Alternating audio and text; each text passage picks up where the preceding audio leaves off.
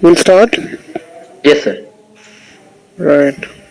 Now, Shiva, you ready? Yes, sir. Right. So we'll start. Well, good evening, everybody. Welcome to this evening episode of Pursue.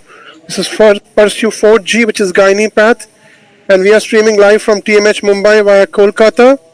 And today we have a very interesting slide seminar in gynae pathology, and we have a very important speaker and a very important moderator. I would like to introduce the moderator. The moderator is Dr. Struma Menon. She's an associate professor of pathology at Kidwai Memorial Institute of Oncology, Bangalore, an expert in gynae pathology, and she will be moderating. I would request her to introduce the speaker and take it up from there. Ma'am, please take over. Good evening, everyone. Thank you, sir. Thank you very much. As sir said, today we have a very eminent speaker with us, Professor Santosh Menon, who is a professor of pathology at Tata Memorial Center, Mumbai. He has a total experience of 17 years in the field of oncopathology. He has special interest in uro oncology and gynae oncology, and he is in the disease management group of these two specialities. His areas of interest being oncopathology, uro oncopathology, gynae oncopathology, and immunohistochemistry. We are all looking forward for a very interesting slide seminar from you, sir. Over to you, Santosh, sir. Yeah. Can I share my? Yeah, please. Sure, sir.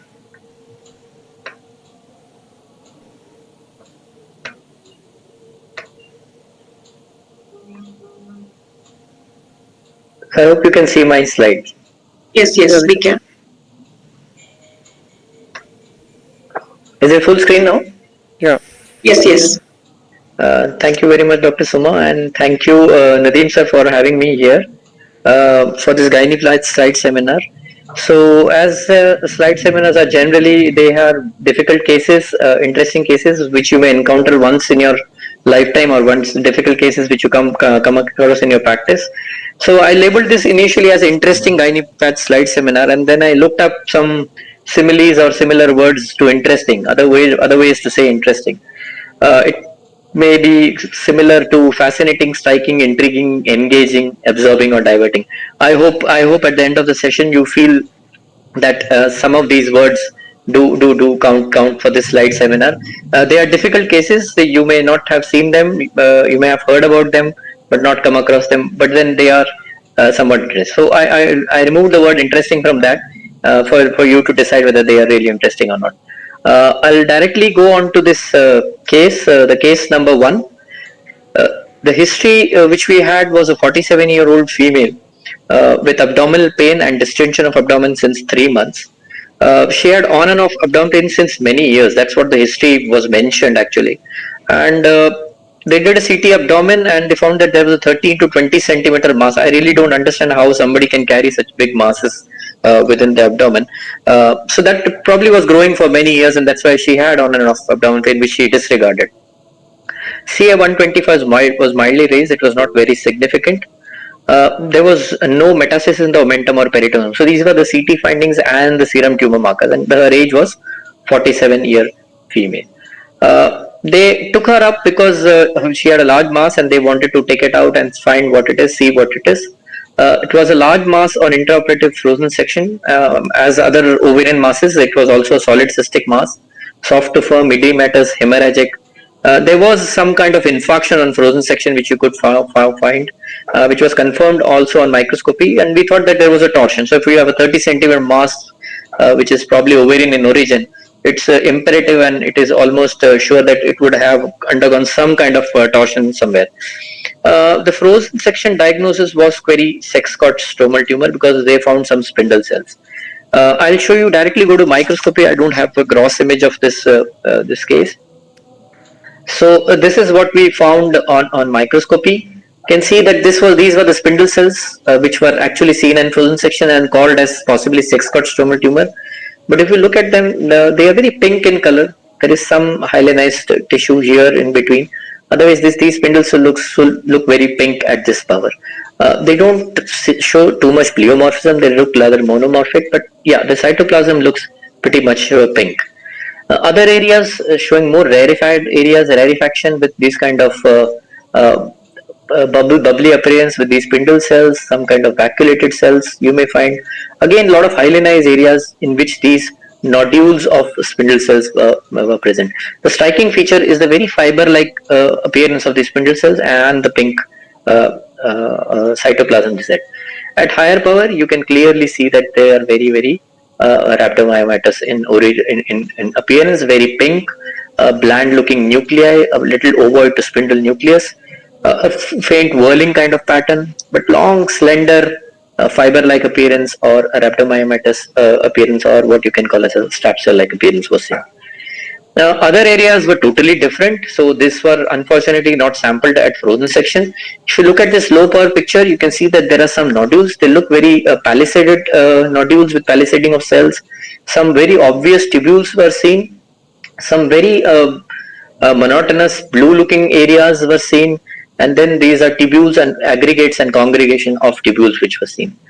At other areas, you can find that these are again the same areas looking very blue. It mixed with those pink areas. So those pink rhabdoid or rhabdomyomatous kind of areas, which you saw, were admixed with this blue looking areas. Another field to show that these kind of areas, there are some tubules again which you can appreciate at this power, along with those pink rarefied and spindly areas with admixture.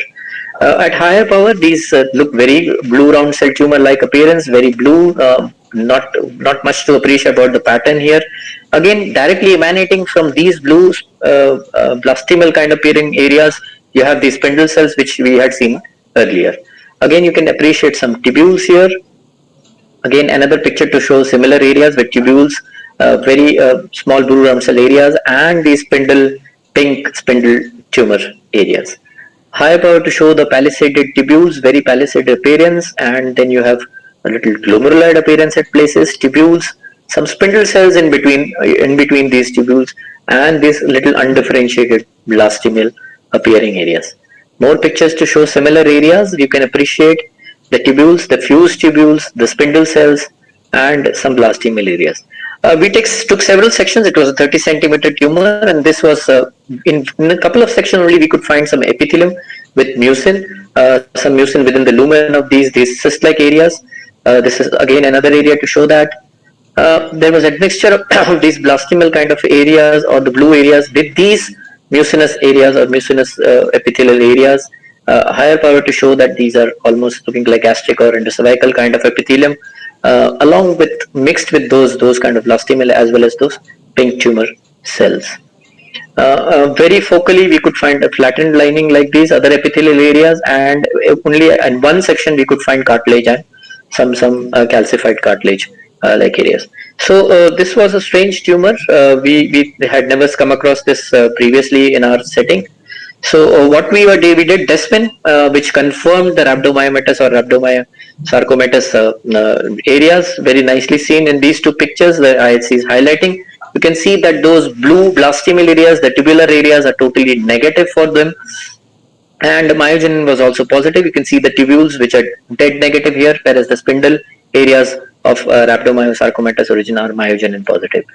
The blastomal, tubular, and the spindle areas were confirmed with WT1 stain as Wilms tumor because the proper triphasic Wilms pattern I've already shown you with tubules and the blastomal elements as well as the spindle elements. So that was confirmed with WT1. You can see how the tubules are nicely marked, the spindle are marked, and the blastomal areas are nicely marked with WT1. Another area to show the WT1 positivity. CD10 was also positive in these tubules, again to show CD10 positivity in these tubules. Paxate was negative in these areas. So this is an unusual case of an extra-renal teratoid Wilms tumor of the ovary along with rhabdomyosarcomatous elements. This is an extremely rare entity. Extra-renal teratoid tumors, extra-renal Wilms tumor are well known. About 70 to 80, I think 70 to 100 cases have been described in literature, but in ovary they are not very common. And even more rarer is the presence of teratoid elements. So you may have a pure extra-renal Wilms tumor in the ovary, but with the presence of teratoid elements, they are even rarer. There are only few case reports in the literature which you could come across. So there is some theory behind these that There are two types of extra-renal Wilms tumor. One found as components of teratoma, which is teratoid Wilms tumor, or one which can be purely Wilms tumor, and in which you may not find any teratomatous elements in the ovary. And the teratoid Wilms tumor is the rarer of these variety. There are certain theories that they arise from persistent mesonephric ducts, or then there are certain embryonic stem cells which are present, which have the potential to develop into any, which is called the Cohenheim's cell rest theory. So these are certain theoretical things about these. These are extremely rare tumors. And I could come across some literature regarding this. This is a series published in Gynecology Oncology Reports. There are 5 cases of extra-renal Wilms tumor, and I think one of them was in the gynae tract. And this is a 2020 June paper from Memorial Sloan Kettering, which just talks about 2 cases. And they said that teratoid Wilms tumor in the ovary, there are only 2 reported cases in the world as per literature. So this was an unusual case. Any questions on this, Nadeem sir or Dr. Suma or anybody? Interesting, sir. Interesting. The thing is, sir, I just have one question here. When we say rhabdomyomatous differentiation versus RMS, what is that? How do we differentiate that? The differentiation does not have myogenin, and only the rhabdomyosarcoma component will have myogenin. Is it so? Generally, rhabdomyomatous would be a more rounded and more skeletal muscle, like just as a cross section of skeletal muscle. You see, that's how usually a rhabdomyomatous look. Generally, in a teratoma, if rhabdomyomatous differentiations, I'll take a line from the testis here, testicular tumors. Post you may find a lot of rhabdomyomatous element. They are myogenin negative, but they are desmin strongly positive, but they are very differentiated looking skeletal muscle. So that is very well known in post chemotherapy testicular germ cell tumors. In the ovary, these are not well documented because germ cell tumors are very rare in the ovary, and this is extremely rare finding in this. So here it was clearly I failed to mention that here the MIB1 was very high in these areas of these proliferative both rhabdomyosarcomatous as well as the Wilms tumor areas. So this was a Wilms tumor along with a rhabdomyosarcoma, which was admixed and on a background of a teratoma. So she probably had a teratoma long standing from many years, which she had ignored, slow growing, and then suddenly this has developed as a somatic malignancy in this. Okay, that's great. Thank you, sir. Any questions? I don't see anything from the chat box here. So I think we can go on to the next. There are a lot of people on the YouTube. YouTube, sir. Yeah, let's wait and see if there is any questions. I think those who are here live, they can unmute themselves, and if they have any doubts, they can ask. Okay. Isn't it, sir? Yeah. Santosh, very nice face. Dr. Sandhya here. Yeah, your voice is so characteristic, madam. I can. Yes. The thing is, Santosh, you said somatic malignancy. Now, how often do you see this kind of somatic malignancy in ovary? I understand it's very rare, but is it usually like this rhabdomyomatous differentiation that you get just like in testes, or what does literature say? I mean, this is something you can never think of, right? I mean, when you showed, I was just kind of thinking it looks so much like Wilms, but yes, what is your, is the component usually a rhabdomyomatous component, or primary testicular germ cell tumor, the somatic malignancy is not a very common thing. But once you have given you have taken out the testis, given chemotherapy for a retroperitoneal metastasis of germ cell tumor, in that you may have somatic malignancy developing. So especially the clinical thing is that you have a retroperitoneal node, say in a testicular germ cell tumor, who has been given chemotherapy and it is stable for some time. The retroperitoneal nodes have subsided, but they again start growing after some time. So there are only 2 possibilities. That's either it's a growing teratoma syndrome or it is a somatic malignancy which has arisen. Because in most of them, the tumor markers are negative in these. The tumor markers are normal in these, both conditions. Yes. Because they are something which is totally differently arising. Very rarely you may have mildly raised AFP in these even somatic malignancies. But these are extremely. Yeah, they're very exceptional. Yeah, very rare. So you have more rare. And rhabdomyomatous. We don't know. Maybe, like you said, teratoma giving rise to all these elements. That's probably the explanation, isn't it? We don't know. Now, at the moment, it's all a collection of stem cells. Finally, every tumor is a stem cell, so you can always call it arising from stem. So there is some Cohenheim's theory which is there, which I also came to know recently only when I was working also. I was reading about it and came to that there's something called a totipotency of embryonic stem cells, and they can differentiate to any variant with any variant tumor. like that. Very interesting. Thank you so much, Santosh. Thank you. Thank you, sir. Thank you, ma'am. I'll move on to the second case. Yes, sir. So this is a 26-year married lady with acute abdominal pain. She had recent onset amenorrhea. So married lady, amenorrhea, acute abdominal pain. The clinical triad is very classical of an ectopic gestation, and that was what was clinically thought of. An ultrasound abdomen was showing query torsion of ovary, query ectopic. So there was something which was bloating up in the adnexal of the area, so they didn't know whether it's ectopic gestation or just a torsion of ovary. An emergency laparotomy was for query torsion was done, and ovarian tissue was sent in bits and pieces. So I'll directly go to the microscopy here. A very busy looking cellular tumor with a lot of hemorrhagic areas. Very blue looking at this power. Not much details can be made out at this power.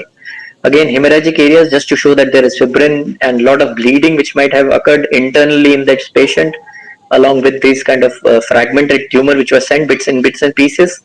Higher power, you can see that these are again very strange looking cells. Some are little smaller, some are larger, some have this smudgy looking nuclei. Hemorrhage, again you can see them. Other areas which can be seen here is these more blue and smaller cells but little monomorphic. They are little cuffed off by these multinucleated giant cells, which you can see if you can appreciate at this power. Maybe at other pictures you may be appreciated.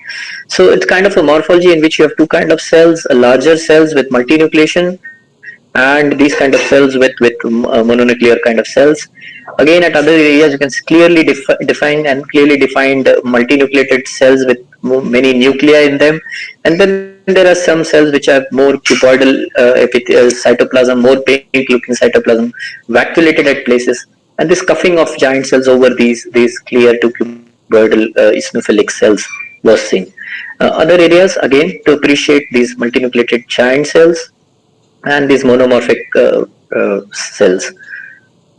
More areas to show similar picture of admixture of so there was kind of a biphasic pattern or a plexiform pattern. You can see that they are intermixed with each other. At many places these multinucleated giant cells are covering these smaller cells which are appearing rather spindly at places. More areas to where they look more epithelial to epithelioid but with monomorphic appearance, eosinophilic cytoplasm, vacuolated. But again, there are a lot of multinucleated giant cells which you can very easily appreciate in this picture. More higher power picture to show the similar findings. Very glassy appearance at places of these cells here. Cytokeratin was strongly positive in these cells, and GATA3 was positive. I think morphology is pretty classical if you look at these plexiform arrangement of these trophoblastic cells, of syncytial trophoblastic cells and the cytotrophoblastic cells here, and the classical history of amenorrhea. So this was a primary ovarian choriocarcinoma, again an extremely rare finding. So this was the final diagnosis which we gave. The question was whether this is a gestational choriocarcinoma or is a non-gestational choriocarcinoma. This is a question which sometimes may not be answered. She had amenorrhea. She was married recently, so it's possible that it was a gestational choriocarcinoma. In non-gestational choriocarcinoma, it basically arises from germ cell elements. So you may find embryonal carcinoma, dysgerminoma, or other germ cell elements. So if you find them, that's definitely a non-gestational choriocarcinoma. But otherwise, when only choriocarcinoma is present, it's difficult to distinguish between these two. The treatment implications are very profound in these cases. The germ cell tumor-associated non-gestational choriocarcinomas are treated as germ cell tumors with BEP therapy, whereas gestational choriocarcinoma can be treated with etoposide, single-agent methotrexate etoposide, or a combination which is totally different from this therapy. It is important to distinguish the two, since non-gestational choriocarcinomas have been found to be resistant to the single-agent chemotherapy and have worse outcomes. The problem is with history, it's impossible to generate. In general, a patient who is sexually immature or unable to conceive or who has never engaged in sexual intercourse is obviously deemed to have a non-gestational choriocarcinoma. But otherwise, it may or may not be true on the contrary. So there is some molecular jargon. I call it jargon because we don't understand most of it. At least I can't make out much of it. I don't do too much of these tests here. So the basic idea behind differentiating non-gestational choriocarcinoma and gestational is by using specific short tandem repeats in the DNA and detecting the paternal allele. So if you find something in the of paternal origin in the tumor, then basically it's a gestational choriocarcinoma. That's what my understanding from this is. So this was a paper in Journal of Ovarian Research which had looked up this, and this is the complicated test which they do of the patient. S stands for the spouse and T stands for the tumor. So they do a detailed DNA analysis of the patient, the tumor as well as the spouse, and they look for the paternal alleles by sequencing, and if they find certain specific short tandem repeats which are specific to the paternal alleles, then they would label this as a gestational choriocarcinoma. So that's a short case. It's an extremely rare case of just choriocarcinoma of the ovary, or primary choriocarcinoma of the ovary. So I thought I would like to share this. Any questions, Nalusha? Thank you, sir. Thank you very much. I have one question, sir. What was the beta HCG level pre-op? What was the surgery done for this lady, sir? It was an emergency laparoscopy because she presented with acute abdomen. So it was ovarian. Ovarian. Yes, it was ovarian because they found that there was ovarian gestation. So clinically they thought of an ectopic gestation. Unmarried, married recently with amenorrhea and presenting with acute abdomen. I think the first possibility clinically was ectopic gestation only. Okay. Right. I don't remember the beta C, but I'm sure it must be raised because choriocarcinoma. It must have been raised, definitely. Right. Okay. Thank you, sir. Thank you. Questions, Nadeem sir? Same question was asked by Dr. Hema Chandan on YouTube. Beta HCG level. Beta HCG, I think, was raised in any case. And he also had a comment on the previous case, which I have forwarded to Dr. Suma on her WhatsApp. She can read it out. I don't see that, sir. Have you? Okay, it's there.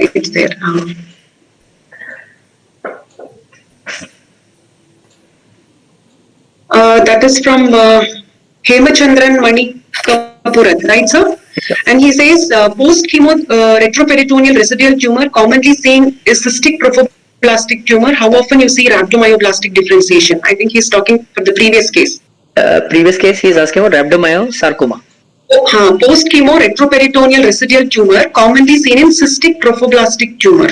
How often you see rhabdomyoblastic differentiation? Cystic trophoblastic tumor is just a benign condition in which you have multinucleated cells lining cysts with a lot of vacuolation. So that's generally a benign condition. We if you pick it, we put it in the report just like that. But rhabdomyosarcomatous element, like I said, is mostly a post-chemotherapy chain, more often seen in retroperitoneum of treated germ cell tumors of testis. So in a post-chemotherapy case, if you see that the retroperitoneal tumors retroperitoneal mass is increasing in size with the markers being normal, I think that should raise the possibility of somatic malignancy. Okay.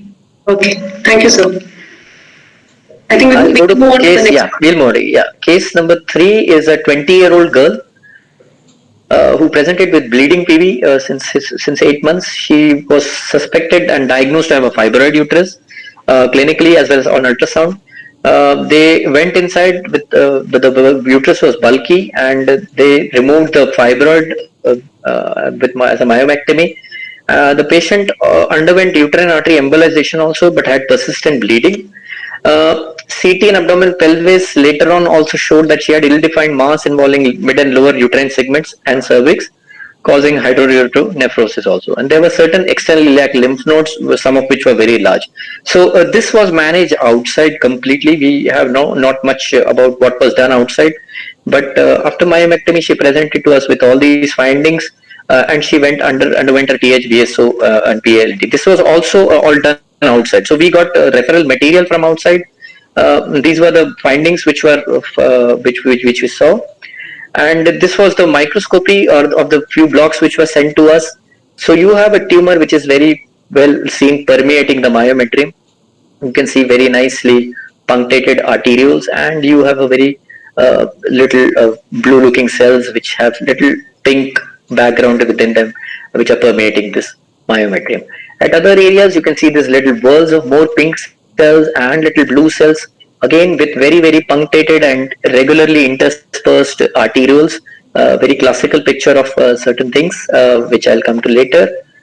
Some higher power to show those little more pink looking whorls with pink cytoplasm, a little more more blue-looking cells cuffing off them here. There were certain other areas which were submitted, which were more blue in appearance, more cellular, more busy-looking cells piling upon each other. Again, but punctuated by these smaller, less thicker arterioles, I would say. More blue-looking areas, more undifferentiated and blue or blue round cell kind of appearance. Again, arterioles, little edematous areas in between them. This is again to appreciate that in contrast to what we saw in the other pictures, which looked very pink and very bland with whorls and all. These are more blue-looking areas with more compact appearance of the cells.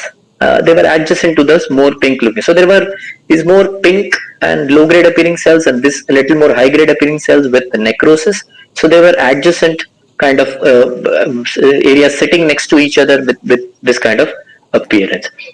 More appreciation of the more blue-looking areas. Certain sections made them look pale. They had interspersed capillaries, almost throwing them into a vague nested pattern. Again, you can see a little nested pattern of these cells with very fine capillary network between them. There was some mitosis and apoptosis in these areas.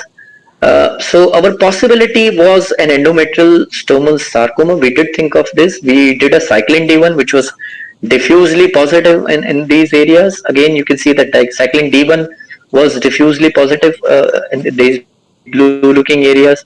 But if you look at the intermingled areas or the demarcated areas, the pink-looking tumor cells, which had more bland appearance with tumor whorls, they were less cyclin D1 positive compared to the more blue-looking and round blue-looking areas, which had more capillary network. So they were kind of two different-looking areas in this, and the cyclin D1 was also different. So we were thinking, is it a high grade ESS or low grade ESS?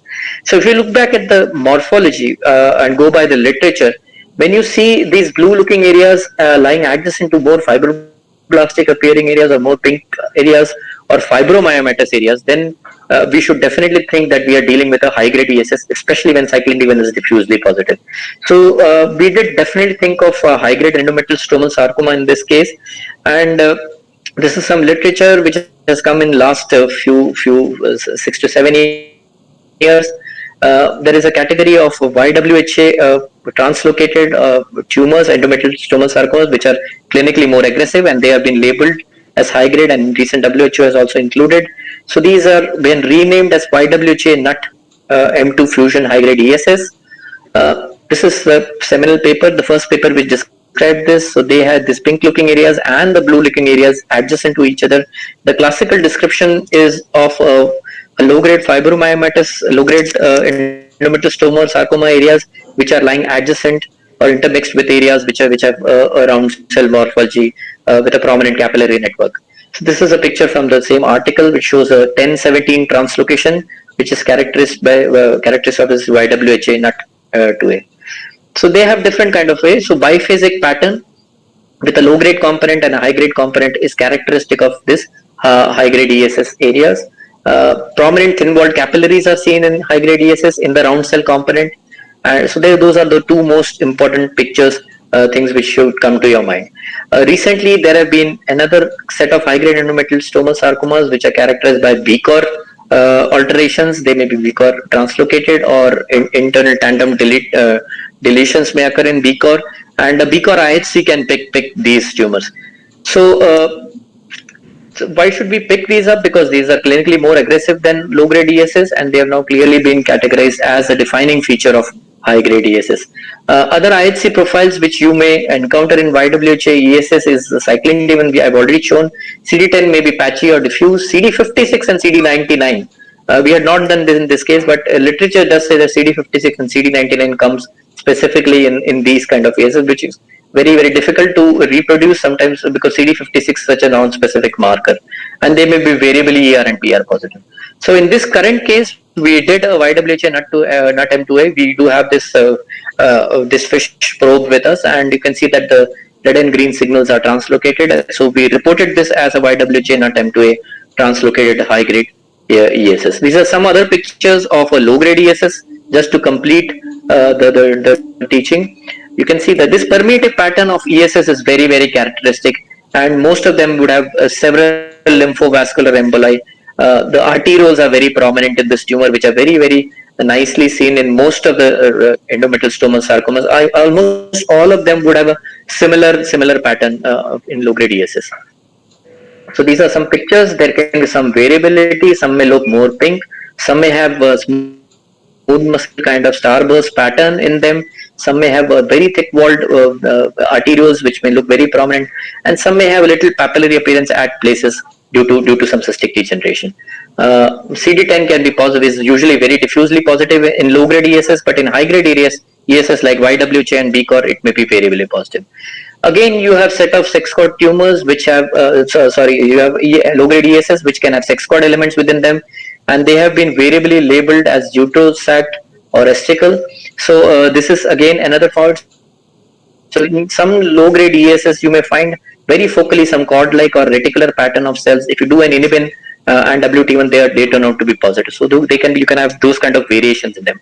But this case was basically shown that once if you have an endometrial stromal sarcoma which has got fibromyomatous low-grade areas juxtaposed to areas which look very round cell in appearance with capillary network and which is cyclin D1 diffusely positive, you should definitely think of a YWH translocated high-grade ESS.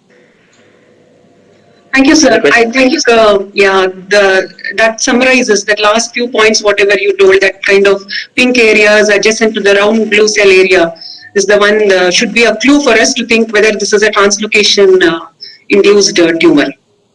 And obviously, general high grade would have more mitosis, but unfortunately, we don't have cutoff for mitosis to distinguish. Right. I think a battery of IHCs like cyclin D1 and CD56, CD99, and obviously a molecular test to confirm would be required in such cases. One thing, the age is only 20 years, no, sir. That's what you said. She is quite young. It's quite young, yeah. So I think we have seen ESS and as young as I think 17 and a half. Okay. The youngest that at least I can recall of high grade ESS. So ESS, not high grade ESS. ESS. ESS. Yes. Right. Thank you, sir. Thank you. Sir, any question? No question. There is one from Dr. Vishal Rao. He says cyclin D1 do help in these cases, he says. And that's what you have done, I understand, right, sir? But negative cyclin D1 does not rule out these cases. So the confirmatory tests are always molecular in these confirmation. So unfortunately, they are not available everywhere. But yeah, morphologically, we can definitely suggest, and we can do a battery of markers like CD56 and MIG2 in these cases. So they are in literature, it says that CD56 and CD99 with cyclin D1 is pretty much specific for YWH. I personally have never used. Pardon? Is it like when the histology is looking low grade, but you are getting cyclin D1, should we suspect this? I mean, see, if you do cyclin D1 is again a marker of cell cycle, so it can come in few cells. It has to be diffuse and nicely strongly positive. So then only you start suspecting high grade actually. Okay. So when it is diffuse and strong, we should suspect that, right? Santosh, what about the age? Do we have another high degree of suspicion if the age is, if it's a young patient? I mean, what does it No, madam, no. The problem with these tumors, clinically, I'll tell you what the problem is. These are suspected to be fibroids. So they go in and they do a morcellation sometimes. And sometimes it's not, the morcellation is not in the bag, and then you have the issue of spillage into the peritoneum, into the abdomen, and that's a big issue because these are sarcomas, and if one of them turns out to be a high grade ESS, then the patient is completely doomed, because if it spills onto the peritoneum, the whole peritoneum gets flooded with these. So in general, these days laparoscopic surgeons would deliver these kind of suspected myomas into a bag and then morcellate a tumor within the bag, so that if there is no spillage in any case. So even if at surprise ESS turns out fine, the final report, they still have clearly maintained the breach. There is no breach of that spillage spillage into the abdomen. On sonography, can we have a suspicion of this? ESS? No, sir. I don't think they look like myomas, sir. Do they look like also the vascularity is same as myomas? I really don't know whether radiologically they do a Doppler in these and pick up that they have more vascularity and they suspect that it is seriously. Sometimes with these findings, if you have say thrombus of the iliac veins, then because these are known to invade the vessels and cause thrombosis of the vessels. So if you have thrombosis of these veins in the pelvis, then you can definitely say that probably this is a ESS compared to an intravenous leiomyoma, or which is not very common. Dr. Hemachandran has a comment. I will just read that out. Yes. Were the pelvic lymph nodes positive? I don't remember him, Chandra sir. I think they were positive. I think. Yes. I think we did not get them because this was a block which was sent to us. So this was a tumor which had come out from us. So they had done everything outside because in TMH they would not have done a THBSO for a 20-year-old without having a working diagnosis beforehand. So this was a case which had come from outside. We had very limited blocks from this. Santosh, may I ask a question? Please. Yeah. Okay, so actually we've suddenly got a plethora of ESSs recently, surprisingly, and one case was something that had been reported as a low-grade ESS 2 years ago, and then the patient has presented with multiple peritoneal widely disseminated disease, and then we looked at what was reported earlier. So I mean, there were no clues to say that there was it was a high grade. Okay. So maybe sampling was an issue. Like you said that you can get low grade areas and high grade areas. There are. We did a cyclin D1 in one of those low grade looking areas, and it came very diffusely positive. So I think the message over here is that for all ESS, I think cyclin D1 is we are doing now, Vijay, we are doing that. Yeah, and also there is an article by the same Esther Oliver group where they've also had a similar experience, and they in fact recommend molecular testing for all ESS, irrespective of whether it's low grade or high grade. What they would do in the West, in the US at least, any ESS goes for J-JAS fusion as well as YWK and BCON. Yes. Now BCON. So I think it's time over here too that we send a message that, especially if we are getting like morcellated specimens, then we should be doing, and if the cyclin D1 is very diffusely positive, then the patient must go in for a molecular testing for this YWHA fusion. I think over the last couple of years, at least, we are trying to do cyclin D1 in most cases, unless it is a very, very classical, typical, very typical looking ESS, low grade ESS. But again, like you said, the message is we should try and do cyclin D1 this so that we are not to miss a high grade, which has got a very poor outcome compared to the low grade ESS. Yeah. Okay. Thank you. Move on to case number 4. Yes. 46-year-old female, right head neck cell, who came with right head neck cell mass. Again, I think this was a referred case. Underwent hysterectomy with bilateral salpingo-oophorectomy and bilateral pelvic nodal dissection. Ovarian mass was bossulated and measured 13 into 10 into 10 centimeter. The cut surface was solid with focal microcystic areas and some papillary excrescences. Capsular breach was seen.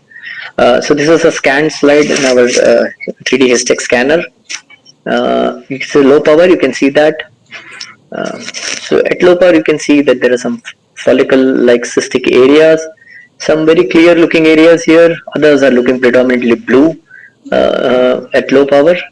Higher power you can see that there are some clear areas, some very oncocytic appearing epithelial areas, some very, very tubular, glandular areas, very packed cellular areas, some kind of some material within the lumen, almost resembling mesonephric-like areas, but very clear oncocytic and glandular areas were seen. So this was a referral case from Delhi. Now I remember it pretty clearly.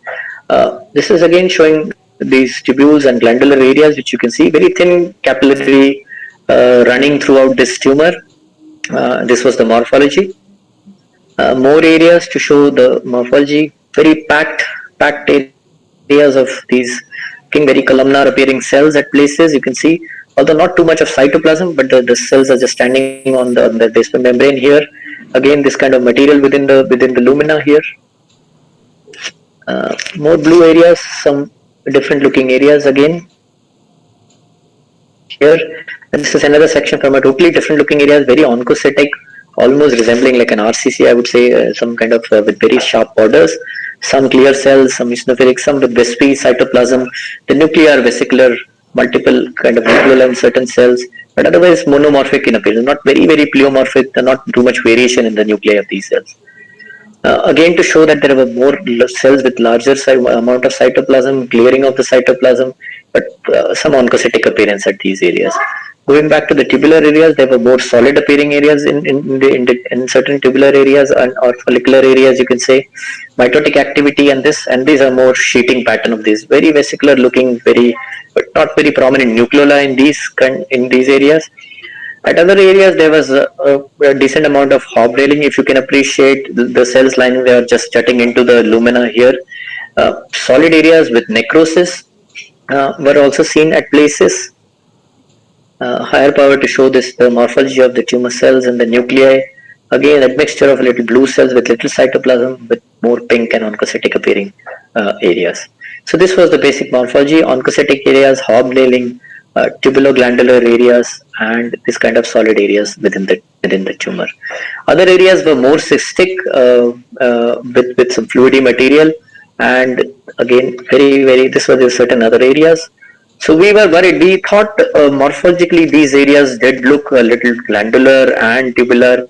So a strong possibility. What we were thinking was these are some variations under endometrioid adenocarcinoma in the ovary, because endometrioid can have serious, very different kind looking patterns and different things. Several of our endometrioid tumors we have been foxed many times, and they've turned out to be endometrioid.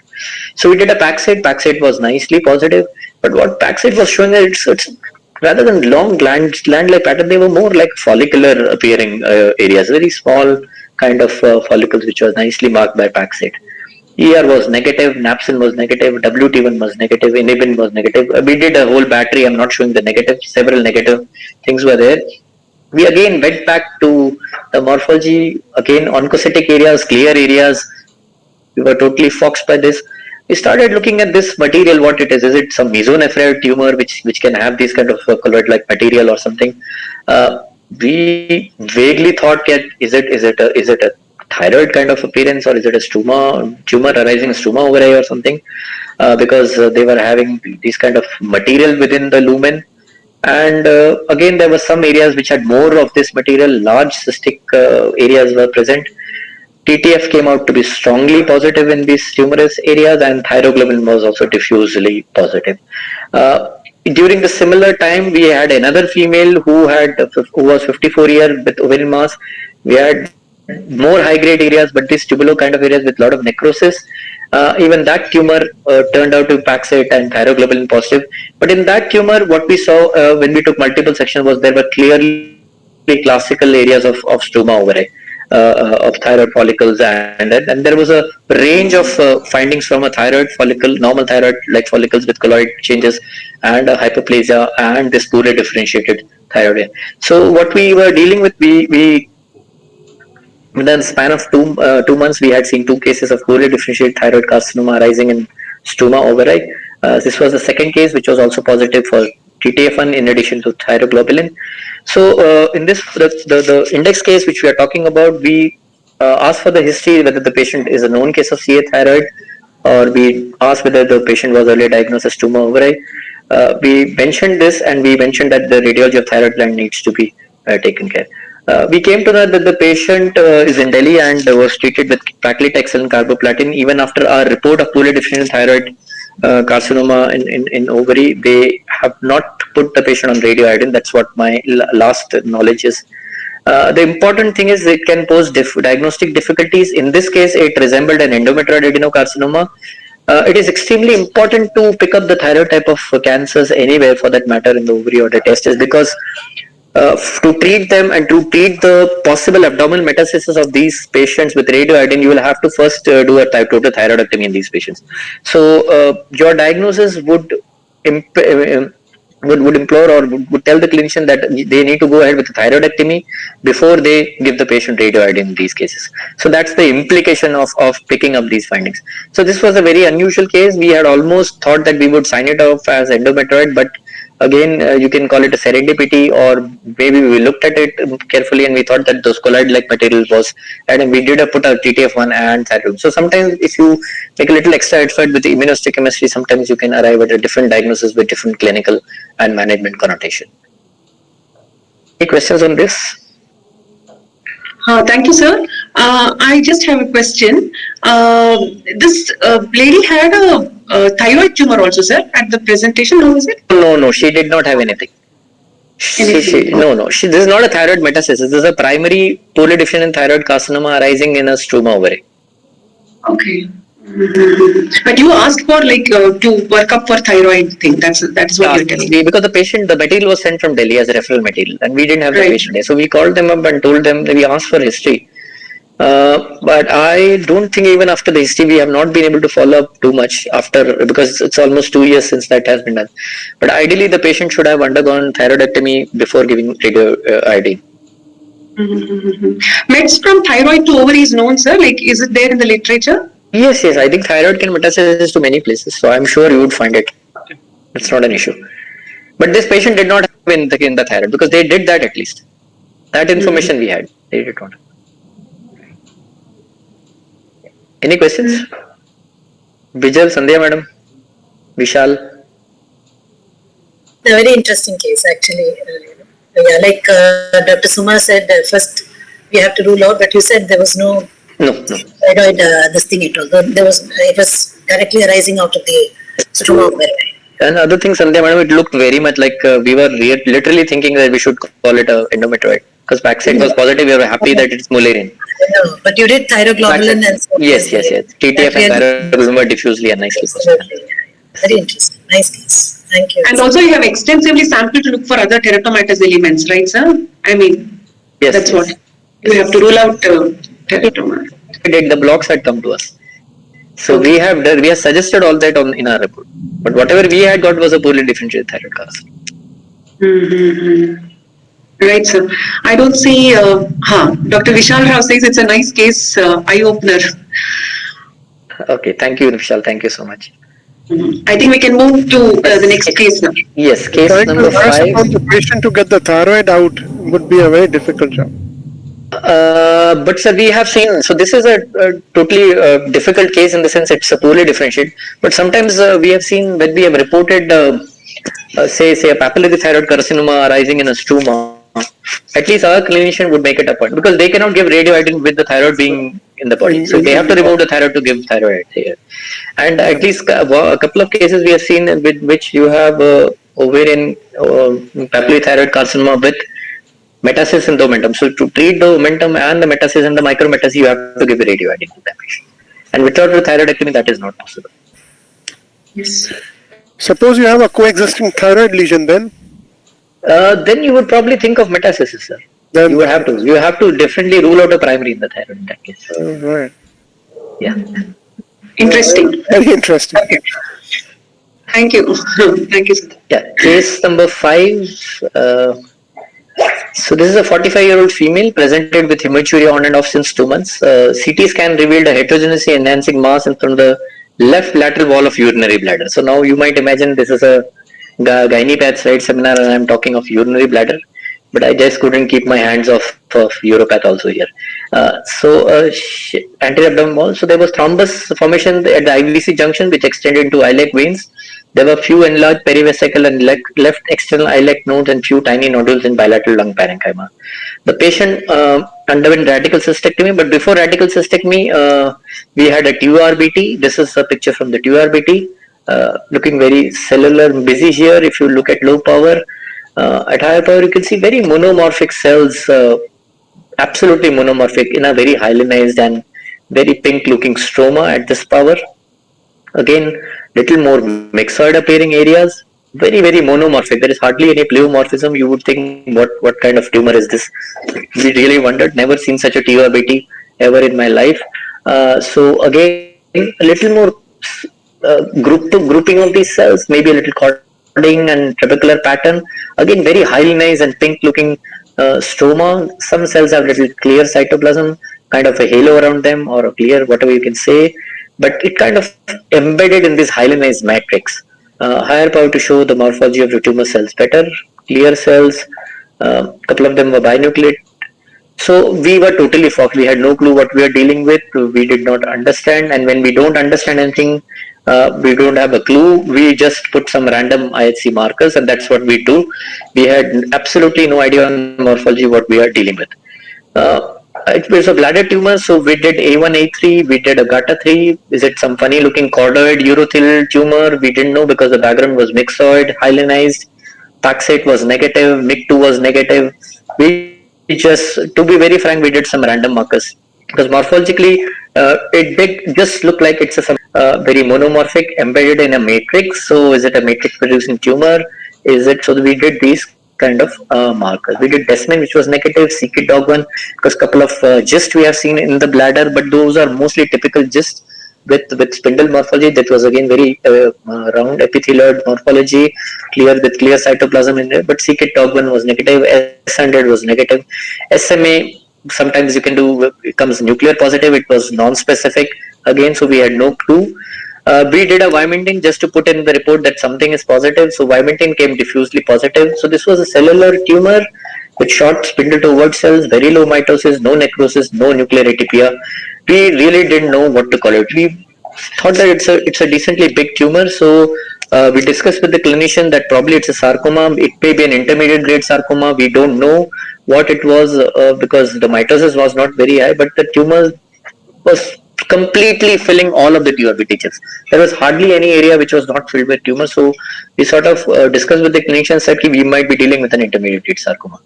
So they did a radical cystectomy, and we had a radical cystectomy. The tumor was in the lateral walls, and this was the low power picture of the tumor. You can see how it is present. So it is sort of permeating all the layers of the bladder.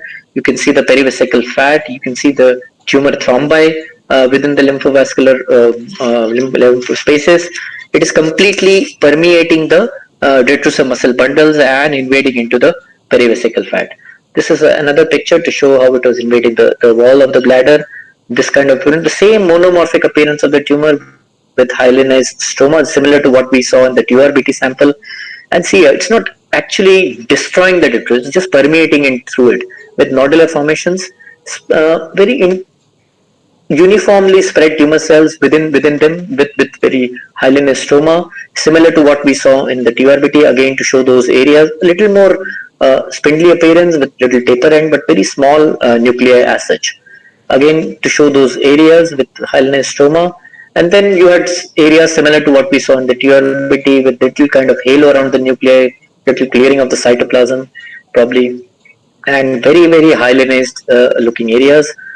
So diagnose, if you look at the radical cystectomy, it looked very much. So supposing this was a uterus, your diagnosis would be spot on. Any tumor which permeates the myometrium like this, the only thought process which would come to your mind is then again a endometrial stromal sarcoma. So this is again a tumor which is completely permeating the muscle, and this is what we thought. The nuclei looked very bland. The stroma was variable from myxoid to hyalinized with kind of clear. So we really thought, looking at the gross on and looking at the microscopic pictures of radical cystectomy, is it an ESS? We did an ER, AR, and CD10. All of them were strongly positive in this case. I think CD10 was not great, I must say, but these markers were positive. We went back and asked for the history. She had undergone hysterectomy a few years back for dysmenorrheic complaints. No histopathology details were available. So we were thinking, is it an endometrial stromal sarcoma of the urinary bladder? Mind you, the history also had that she had iliac vein thrombosis, and there were thrombosed veins around the in the pelvis. So that's another clue in such cases. Very few cases have been described of endometrial stromal sarcoma involving the urinary bladder. We did our JJASF fusion and translocation markers fish, which we have, and we found that there was loss of green signals in many of the cells. So this is again a very rare case of endometrial stromal sarcoma. If you look at this case series of 6, they also had abundant keloidal collagen formation in few of their cases, which involved the urinary bladder. The issue is that many of these tumors which present in the urinary bladders would present after several years, and the patient may not even remember the history of hysterectomy or may not remember. This patient, I think, had undergone hysterectomy about 7 to 10 years back, if I remember correctly. So this was a strange looking endometrial stromal sarcoma low grade, which was present in the urinary bladder. Thank you, sir. We should consider this as a mets from, suspecting that her uterus had this tumor earlier. Should we think like Yes, that? yes, Dr. Suma, that would be first possibility. The other thing is maybe she had widespread endometriosis, and this endometrial stromal Okay. sarcoma has arisen on a background of endometriosis. So that's Okay, okay. bladder endometriosis is not very uncommon. Okay. We also have heard of primary endometrial stromal sarcoma in the peritoneum right now, sir. I think the same kind of explanation can be given in that also. Most of them are endometriotic foci which have totally endometrial. Okay. Yeah. Okay, Very small okay. burnt out endometriotic foci in which the stroma becomes sarcomatous. Okay. Right. Can there be any other site apart from these two, extrauterine, where we can get like this kind of stromal sarcoma, sir, like endometrial type stromal sarcoma? Uterine endometrial stromal sarcoma is described everywhere in the abdomen, on the bubble wall, bubble loops, they can form, Okay. and on the surface of the spleen. They've all been described. Okay. Right. On a background of endometriosis, widespread endometriosis. Okay. Thank you, sir. Any questions, Nadeem sir? There is a comment on the YouTube which I've passed to Dr. Shuma. She can have a look and then she can put it up. Okay.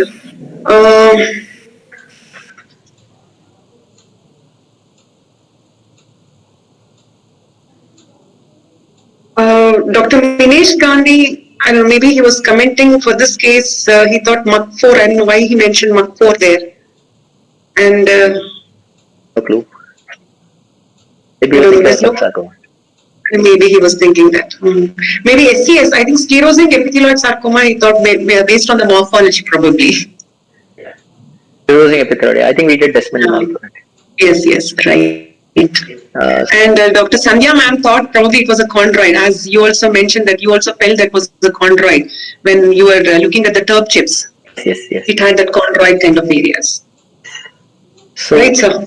we'll move on to probably the last case. Case number 6 is a 20-year-old female. She's married and she had LSCS recently, and last childbirth was 1.5 years. And after her last childbirth, she had not menstruated after the cesarean. Heterogeneously lobulated mass was seen in the uterus. Bilateral ovaries were not separately seen, so they really didn't know whether it's an ovarian mass or a uterine mass, because it was kind of a big mass in the pelvic cavity. There were multiple enlarged lymph nodes in the peripancreatic, para-aortic vessels areas along the iliac vessels, encasing the aorta and IVC at places. The tumor markers provided from the referral was that AFP was 4.3, CA 125 32.4, LDH 1200 units per ml, and CA 99 was 58.63. This was again a referral case. The patient had already received one cycle of CHOP. I really don't know. There were no details available. She was treated somewhere in Bangladesh with one cycle of CHOP. And again, because they really didn't know whether the mass is from the ovary or the uterus, they gave her 3 cycles of BEP. So she came from Bangladesh to us with this kind of history, with a large pelvic mass, query ovarian, query uterus, one cycle of CHOP thinking that it's a lymphoma, and 3 cycles of BEP thinking that it's a germ cell tumor. I think LDH was raised, so that made them think either of a lymphoma or a germ cell tumor, and she was treated based on that without a proper tissue diagnosis. So what we did, the biopsy was taken from the pelvic mass, and this is what we see. They look like prostate cores, but they are not prostate cores. They are from a female with a pelvic mass. You can see that these are very pink, smooth muscle bundles, probably from the myometrium at this power. If you look at it, again, cores of tissue which were taken per abdomen, and you can see there is some more blue looking area here. So these are definitely myometrial bundles with hyalinization in between them, and then there was this kind of histiocytic appearing foamy cells within it. Remember, she has multiple cycles of chemotherapy. She has not menstruated after her last childbirth, which was a cesarean section. So that's a history which was provided to us. Again, you can see the myometrium, these kind of cells looking extremely bland, monomorphic at this power. Another fragment to show very monomorphic appearing cells. The cytoplasm is decently, I'll say, moderate to abundant at this power, but very monomorphic nucleus, small nuclei, no pleomorphism at this power. Higher power to show these cells with pink cytoplasm, some with vacuolation, fuminess, very monomorphic appearing cells, again Some blood vessels here with RBCs you can see interspersed within them. Again, showing the sheets of cells in this very tiny core. Uh, a well-defined cytoplasm at places, very wispy pink eosinophilic cytoplasm, some with more bubbly and vacuolated cytoplasm. Other areas within the myometrium, small collection, more clear and vacuolated cytoplasm of these cells, but again, no, not very pleomorphic nuclei. Some pigment, query hemosiderin, we don't know what it is. Again, very fominous, this fominess of the cytoplasm of this very monomorphic appearing. So what it appeared to us that are we dealing with histocide because she has had LSCS, she has had chemocycles of chemotherapy, CHOP, or BEP, what are we dealing with? So we did some ICs, you can see that there is some brown here, there is some brown here, there is some brown here, nice brown color of IHC.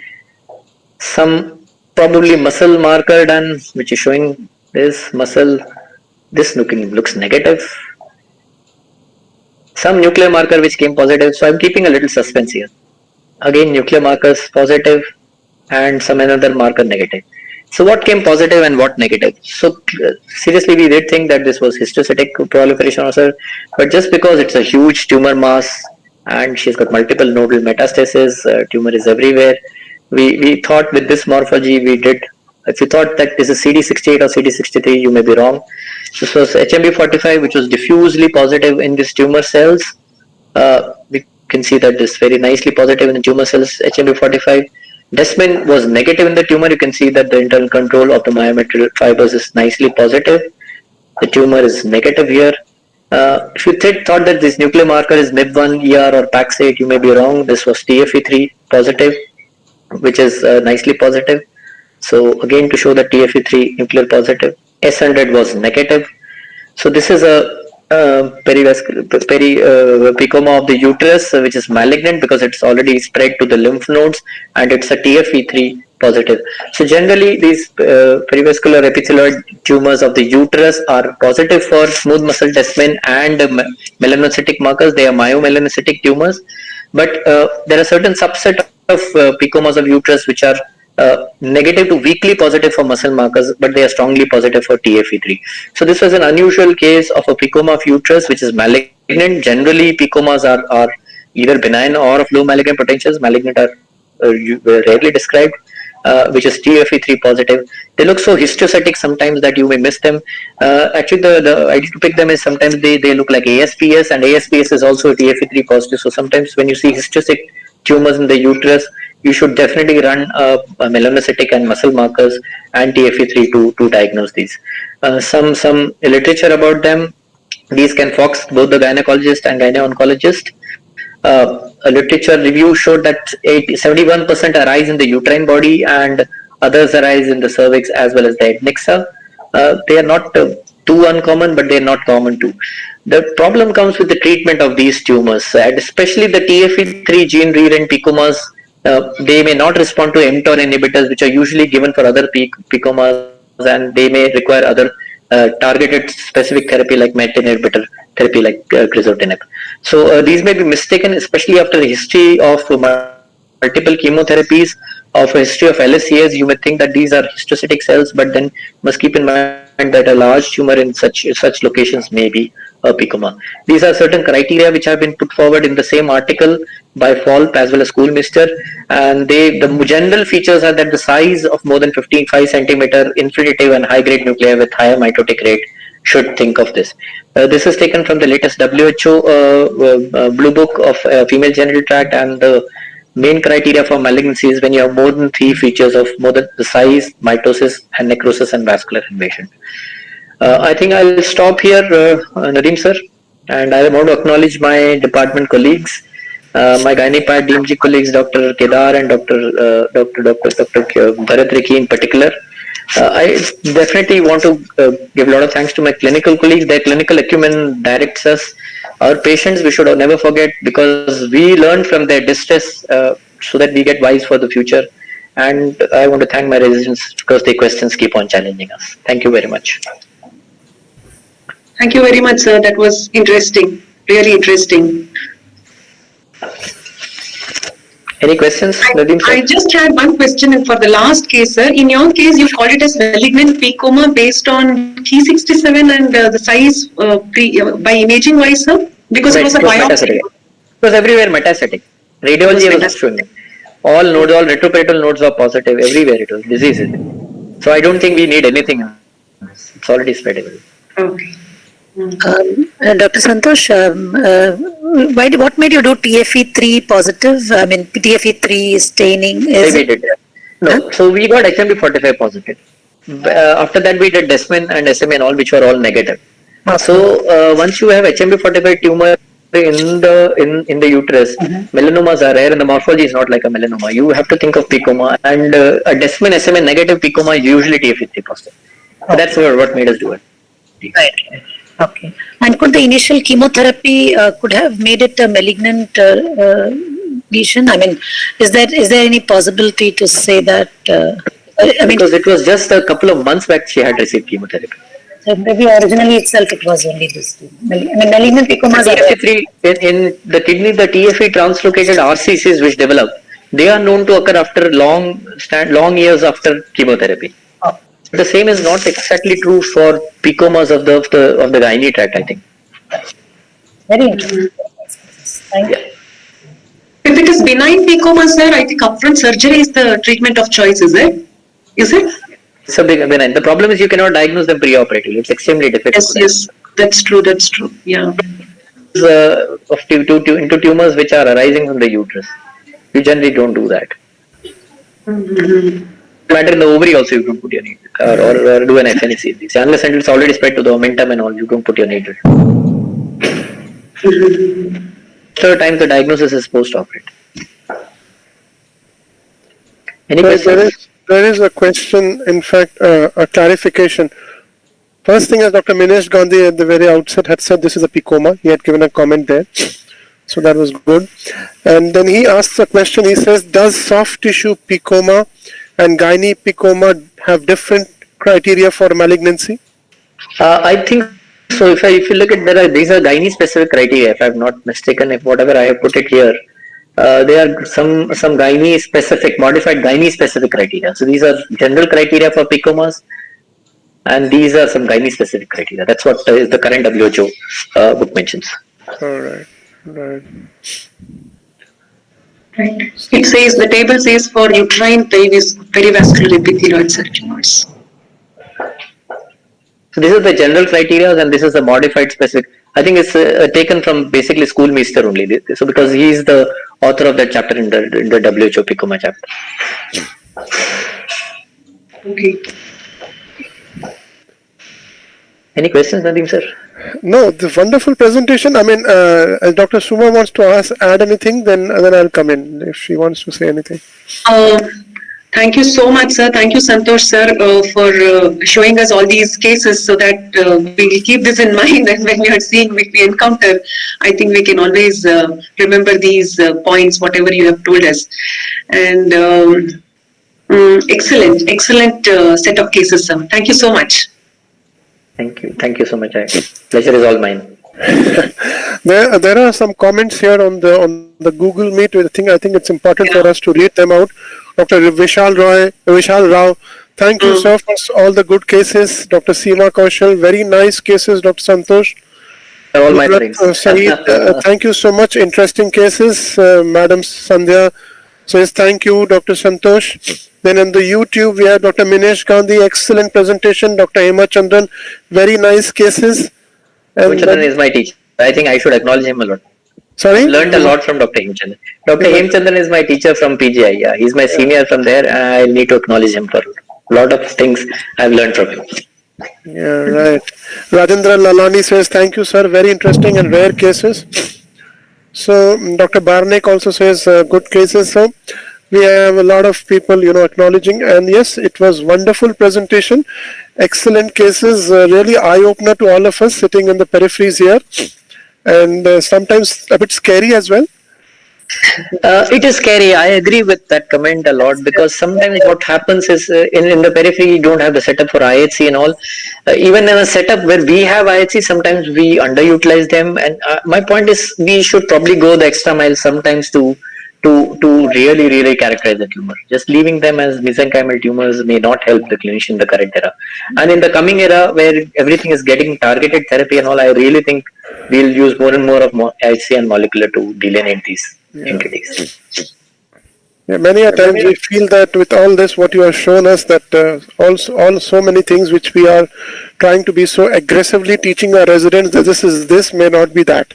May not be that, sir. Yes. True. I mean, things are evolving very fast, and it is so good that this is I think the good part of having this online activity where you can share so many things and experiences, because it would be very difficult to host everybody in a place physically and discuss all this with so much frequency, and get to know so many things at a very leisurely time. I think all of us are relaxing in our bed or sitting here and there and listening to and still getting into understanding so new things.